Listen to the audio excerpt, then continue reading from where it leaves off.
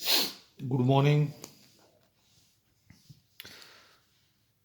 પ્રકરણ 4 આપણે છેલ્લે સમાન ધર્મી શ્રેણી ભણ્યા હતા. હવે આવશે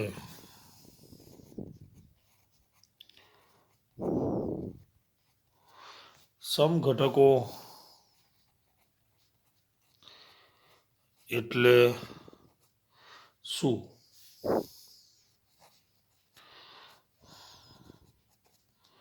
ઉદાહરણ લખો.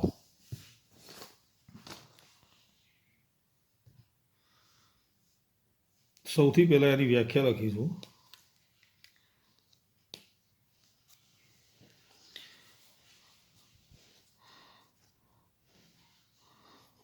જે સંયોજનોના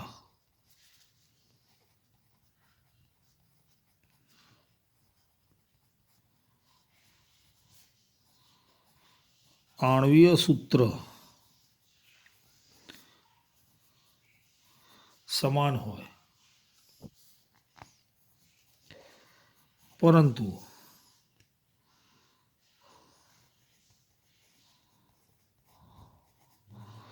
બંધારણીય સૂત્રો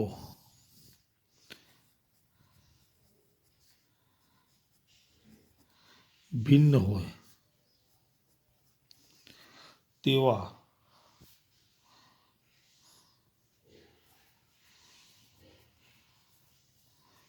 સંયોજનોને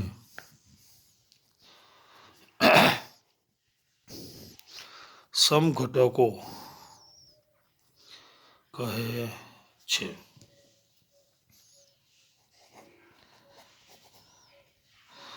ઉદાહરણ પહેલા આપણે જોઈએ બ્યુટેન C4H10 આના સમઘટકો.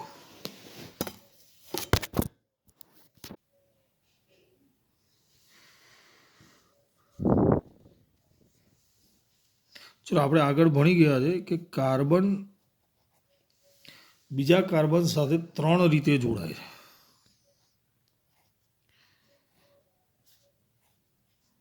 પહેલું આવશે સરળ.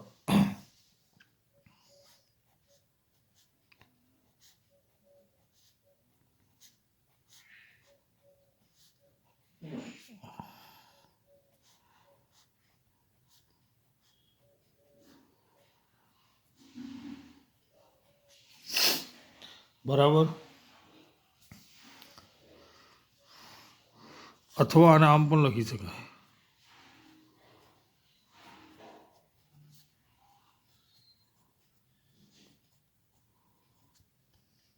ઓકે, જેનું નામ થશે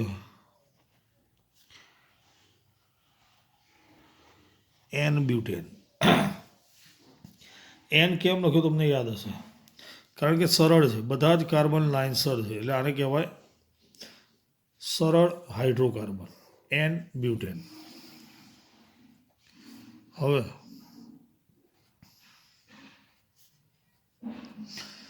3 કાર્બન લાઇનમાં હશે, 1 કાર્બન નીચે હશે.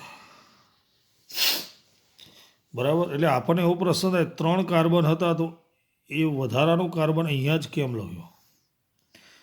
કારણ કે અહીંયા લખીએ આપણે તો એ લાઇનમાં જ કહેવાશે. ટૂંકમાં નીચે જે કાર્બન દર્શાવીએ એ પહેલા અને છેલ્લા કાર્બન પર દર્શાવવાનો નહીં. ફરીથી, નીચે જે કાર્બન દર્શાવીએ એ પહેલા અને છેલ્લા કાર્બન પર આવશે નહીં. આને ઉપશૃંખલા કહીએ છીએ. એટલે ઉપશૃંખલામાં દર્શાવાતો કાર્બન પહેલા અને છેલ્લા કાર્બન પર આવશે નહીં, એટલે અહીંયા લખ્યું.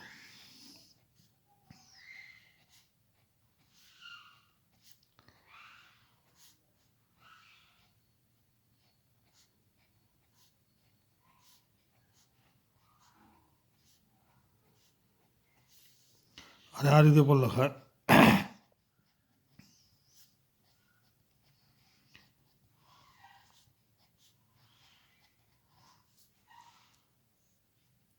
બરાબર, અથવા આનું નામ છે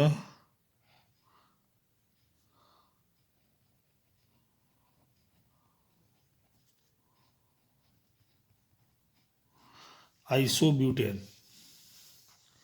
બીજું પણ એક નામ થાય આનું.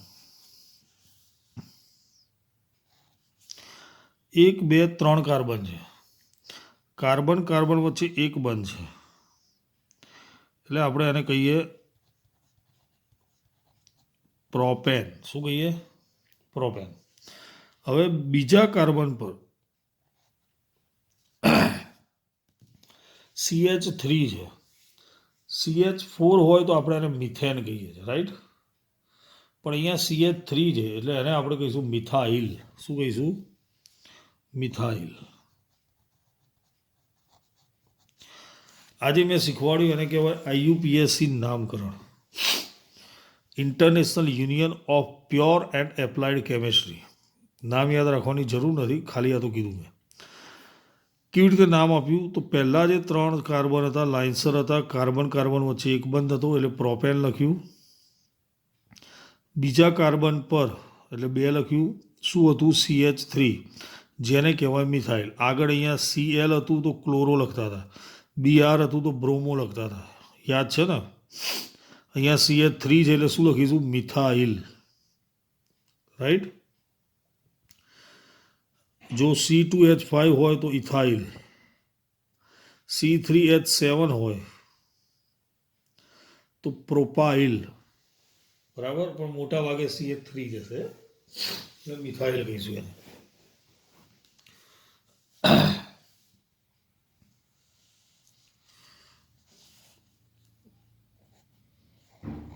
બીજું છે પેન્ટેન, C5H12. ચલો પહેલો સમ ઘટક તો આવડશે આપણને. કેટલા કાર્બન છે? 5.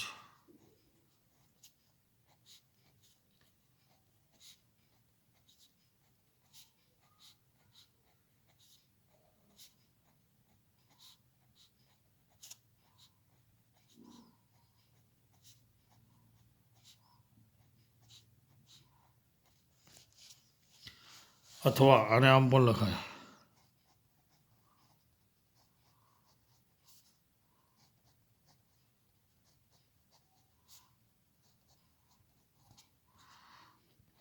આનું નામ એન આવશે આગળ. શું કહેવાય? N pentane. ચલો હવે 5માંથી 4 કાર્બન સીધા.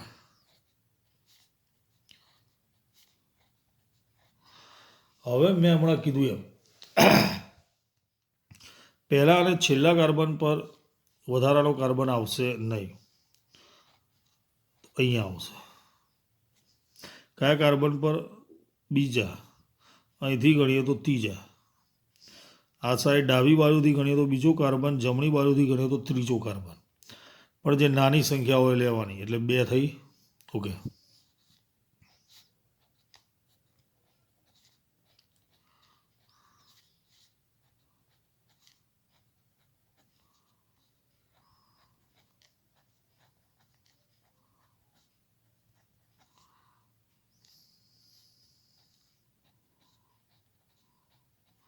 આને લખાશે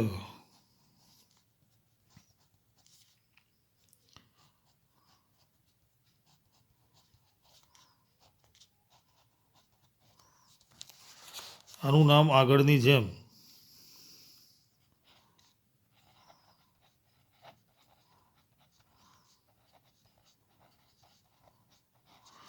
આઇસોપેન્ટેન અથવા 2 CH3 ને મિથાઇલ. કેટલા કાર્બન છે? 4. બ્યુટેન. ચલાવો. હવે પ્રશ્ન એવો થાય કે જેમાં અહીંયા ગોઠવ્યું અહીંયા નહીં આવે. જો અહીંયા CH3 લખીશું તો આના જેવું જ થશે. કારણ કે ધારો કે ચલો અહીંયા CH3 લખ્યું, કયો કાર્બન છે? તો કે પહેલો બીજો, 2 મિથાઇલ બ્યુટેન થઈ ગયું. સમજ પડી? એટલે અહીંયા ગોઠવીએ કે બીજા કાર્બન પર કે ત્રીજા કાર્બન પર કોઈ ફરક પડશે નહીં, એનું એ જ સંયોજન મળશે.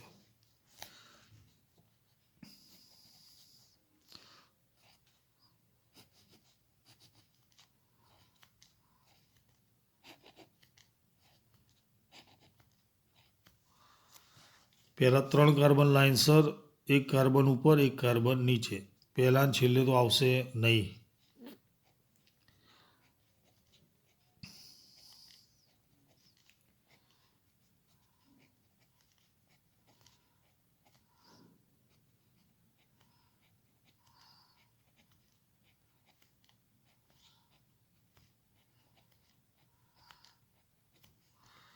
ક્લિયર? આને આ રીતે પણ લખાય.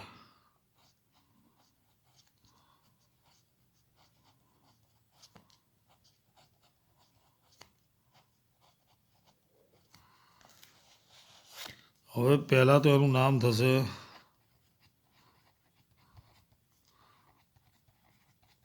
નિયોપેન્ટેન.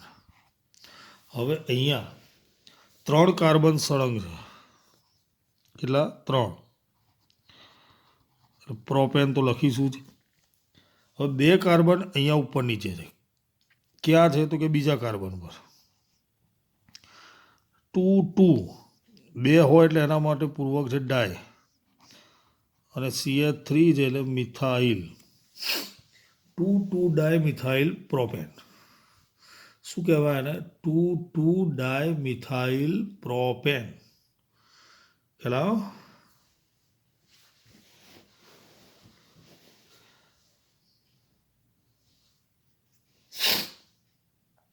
હવે આવી રીતે નામ આપેલા હોય અને આપણે એના અણુસૂત્ર દર્શાવવાના છે. પાઠ્યપુસ્તકમાં આપેલા આંતરિક પ્રશ્નો પેજ નંબર 68 69 પર છે.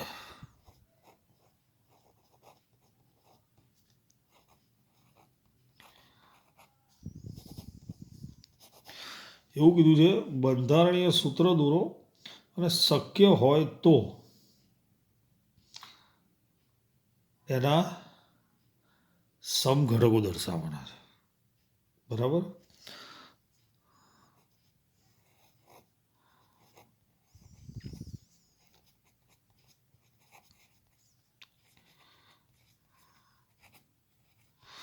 પહેલું છે ઇથેનોઇક એસિડ.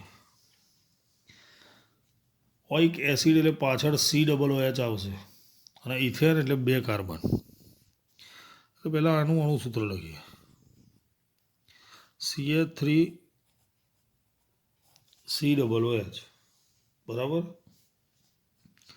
2 કાર્બન છે. એમાં છેલ્લા કાર્બન પર આવું આવશે.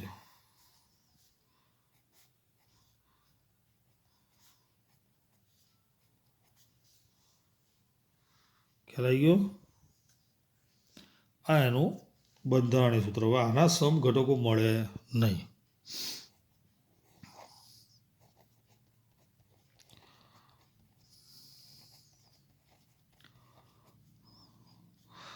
બ્રોમોપેન્ટેન.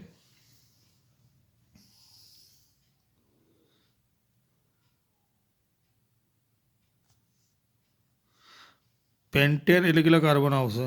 5.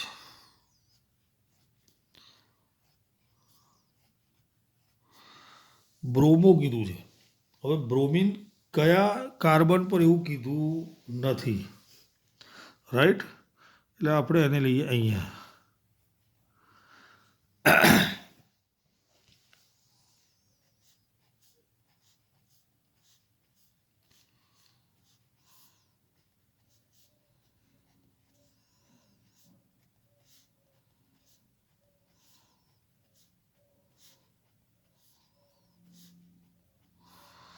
એનું અણુસૂત્ર લખવું તો લખાય C5H11Br.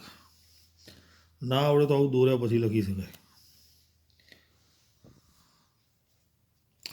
ચલો, આનું નામ શું થશે? બ્રોમિન કયા કાર્બન પર છે? પહેલા 1 બ્રોમો પેન્ટેન. હવે આના સમઘટકો મળશે આપણને. પહેલા કાર્બનની જગ્યાએ હવે બીજા કાર્બન પર લઈએ.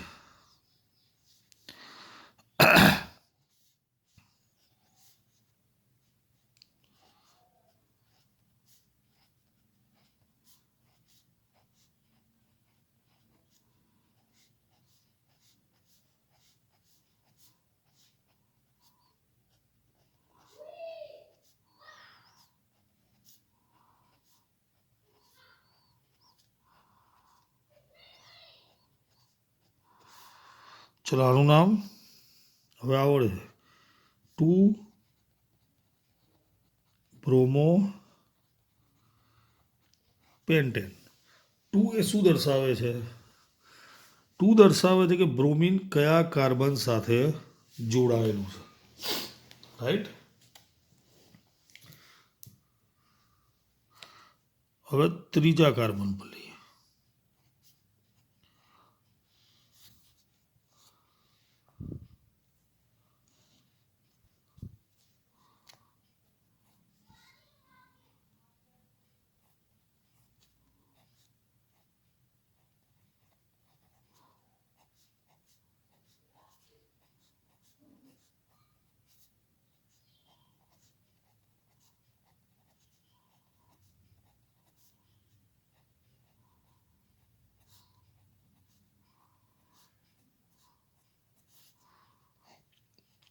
હવે 3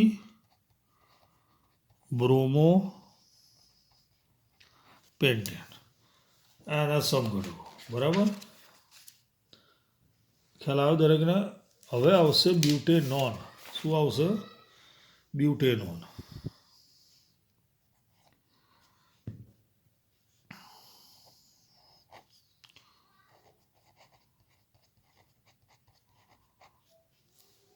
બ્યુટેન એટલે કેટલા કાર્બન આવશે? 4. બ્યુટેનોન, ઓન શબ્દ આવે એટલે આનો મતલબ કીટોન છે. તો બીજા અથવા ત્રીજા કાર્બન પર આવું આવશે. કીટોનનું અણુસૂત્ર આવું હતું, C+O. જો તમે મોઢે કર્યું હશે તો ખ્યાલ આવશે.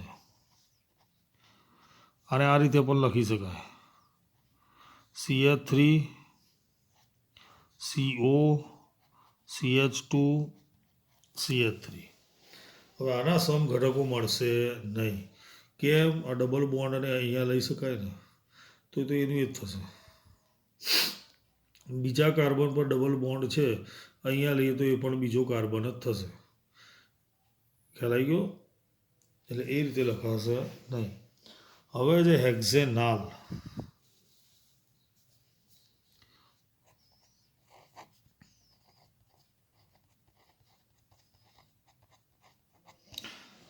હેક્ઝેન એટલે 6 કાર્બન અને નાલ શબ્દ આવે એનો મતલબ આલ્ડીહાઇડ, જેને આપણે કહીએ CHO. પહેલાં 6 કાર્બન દર્શાવીએ,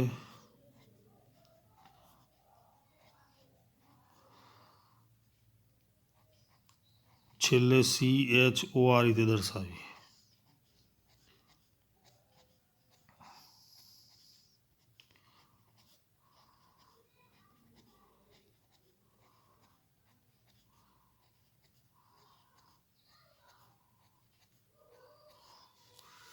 ખ્યાલ આવ્યો? હવે આને લખીએ આ રીતે પણ, CH3 CH2 CH2 CH2 CH2 CHO. ટૂંકમાં પણ લખાય 1 2 3 4 5. C5 3 ને 2 5 ને 2 7 ને 2 9 ને 2 11. બરાબર, નામ તો એનું એ જ આવશે, હેક્ઝેનાલ. ચલો હવે શું આપ્યું છે? બંધારણીય સૂત્ર જેના આપણે નામ લખવાના છે. CH3 CH2 Br.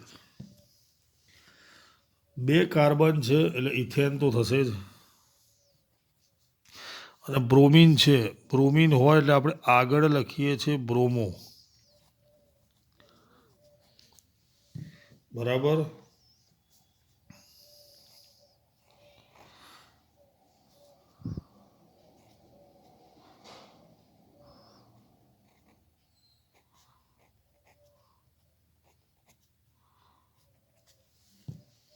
હવે આમાં કેટલા કાર્બન છે? એક. અને કયો ક્રિયાશીલ સમૂહ છે? તો કે છેલ્લે આવે છે CHO, મતલબ આલ્ડીહાઇડ છે. કયો છે? આલ્ડીહાઇડ. બરાબર. તો હવે એનું નામ શું કરીશું? તો આલ્ડીહાઇડ હોય એટલે પાછળ આવે આલ. એક કાર્બન એટલે મીથેન, એટલે એનું નામ થશે મિથેનાલ.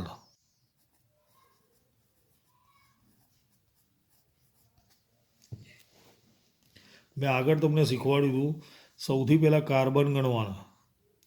એક કાર્બન એટલે મિથેન, પછી જોવાનો ક્રિયાશીલ સમૂહ તો કે આલ્ડીહાઇડ, એટલે નામની પાછળ આવે આલ, મિથેનાલ.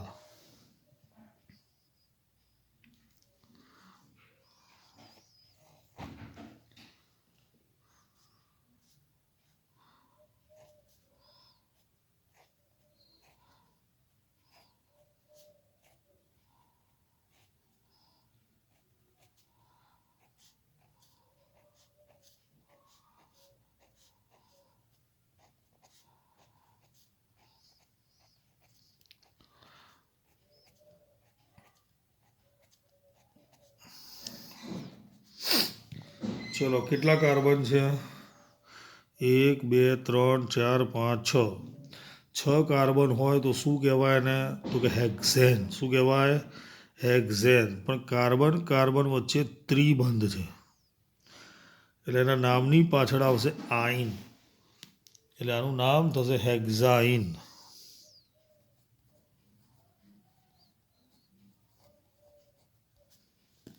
ખ્યાલ આવે દરેક જણને? પ્રયત્ન કરશે એટલે આવડશે. ચલો, હવે પાઠનો સૌથી છેલ્લો ટોપિક આવશે, સાબુ અને પ્રક્ષાલકો.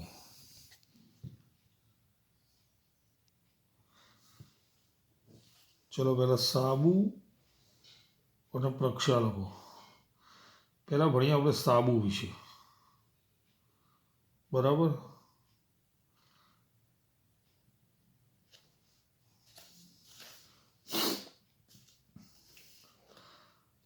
સાબુ એ લાંબી શૃંખલાયુક્ત કાર્બોક્સિલિક એસિડનો સોડિયમ અથવા પોટેશિયમ ક્ષાર છે.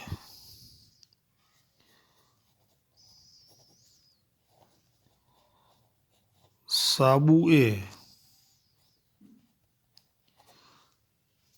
લાંબી શૃંખલાયુક્ત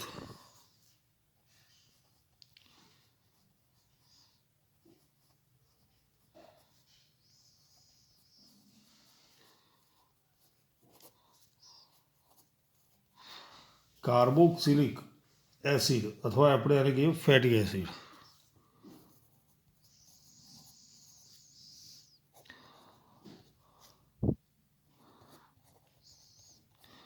ફેટી એસિડનો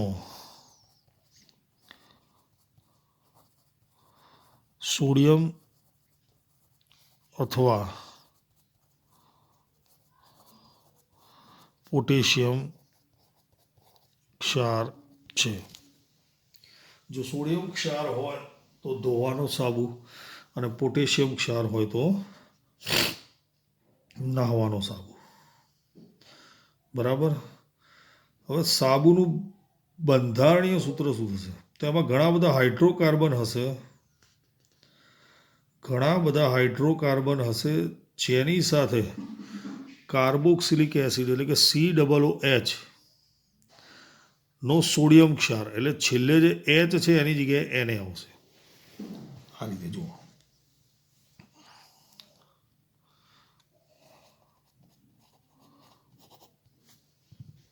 સાબુની રચના આવી હશે.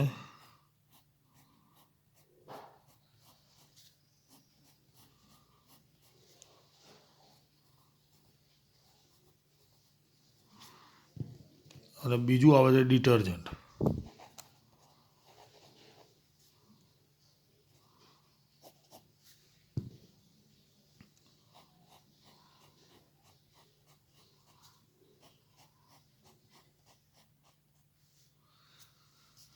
એને કહેવાય છે સલ્ફોનેટ ક્ષાર.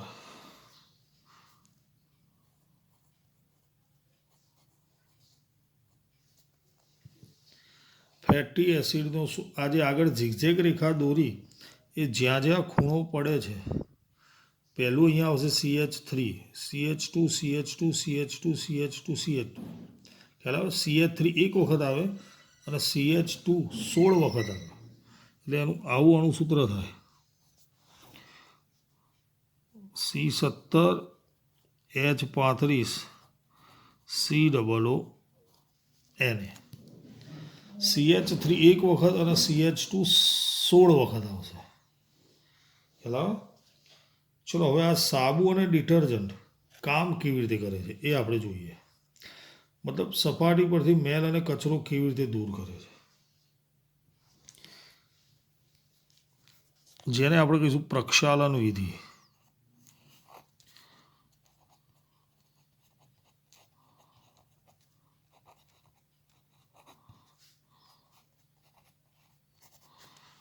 તો સાબુના અણુના કેટલા ભાગ છે? 2 ભાગ છે. એક ધ્રુવીય શીર્ષ, અને આપણે ધ્રુવીય શીર્ષ કહીએ, અને આટલો જે ભાગ આ ધ્રુવીય શીર્ષ છે, આટલો જે ભાગ છે જેને આપણે કહીએ અધ્રુવીય પૂંછ.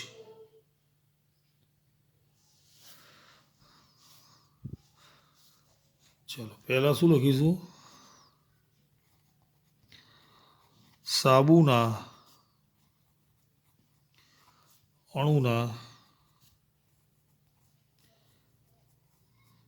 2 ભાગ છે. એક ધ્રુવીય શીર્ષ અથવા એને કહીએ જળ અનુરાગી છેડો. બીજું અધ્રુવીય પૂંછ,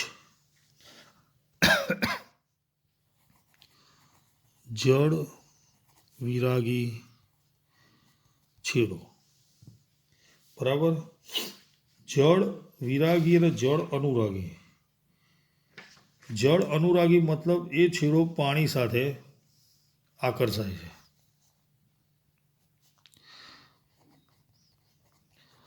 ધ્રુવીય શીર્ષ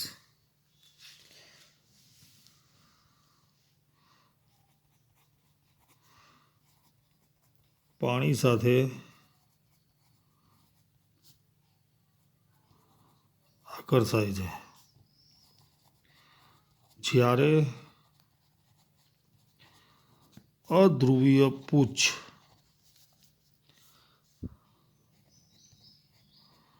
મેલ કે કચરા સાથે આકર્ષાય છે. બરાબર? જો આપણે પાણી લઈએ, એમાં સાબુ કે ડિટર્જન્ટ નાખીએ, બરાબર?